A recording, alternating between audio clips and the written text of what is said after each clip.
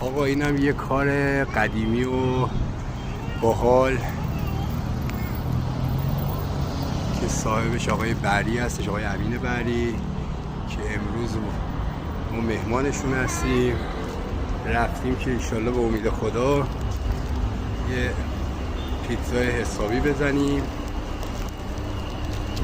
بله همه چی هم مرتب. اینم پیتزای مشترینا. آقا امیر گفتیم زحمتشو خودت بکش. گفت آقا خودت اومدی اینجا باید خودت زحمت بکشی دیگه. ما هم جسارت کردیم خدمتشون اومدیم برای پیتزا زدنه. امیدوارم که پیتزای خوبی بشه.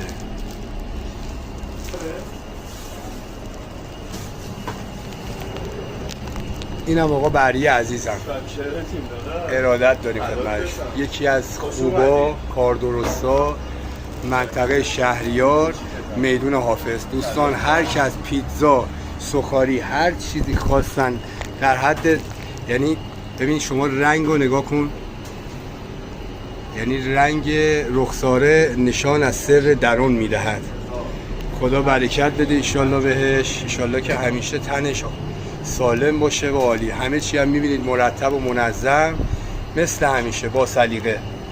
ایشالله خدا به کسب و کارش برکت بده.